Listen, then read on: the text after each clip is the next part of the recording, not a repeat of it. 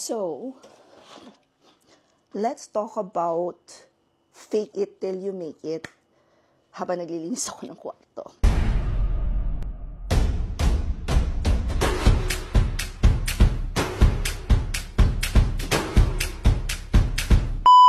Because I think a lot of people think that when people talk about fake it till you make it, parang recent lang siyang nangyayari. But guys, no.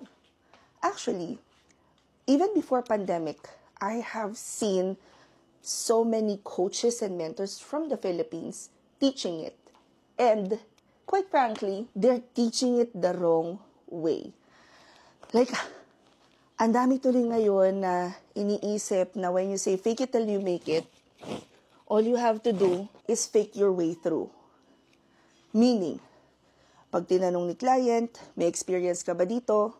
You just say yes kahit wala. And sa context na yon, mali talaga. Mali yung ginagawa. However, what other people in the US na nakita ko na gumagawa din ito are doing is much better than how mentors or local coaches here in the Philippines are executing it. Kasi what they are doing dito sa Pilipinas is you stop. Pag nakuha mo na yung client, you stop. You work your way through it. You said, yes, you can do it. You know how to use this. You know how to do that. And then you stop.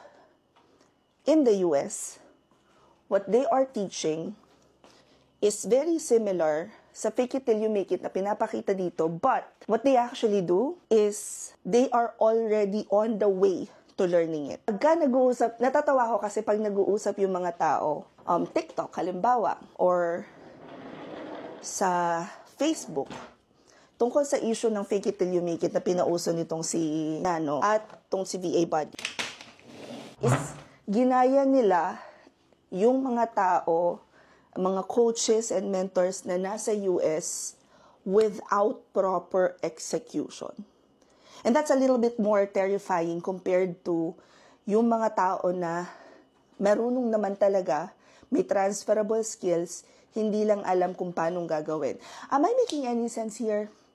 Actually, naisip ko lang siya because sabi ko, ito kasing how am I going to phrase this in such a way na magigets ng tao will start questioning the action and not the person or the group. Kasi, even before pandemic, meron ng isang grupo na itinuturo talaga ang fake it till you make it. Hindi nila direktang sinasabi yon, but that's exactly how they teach it. That's exactly how they parang invite and encourage other people to be freelancers.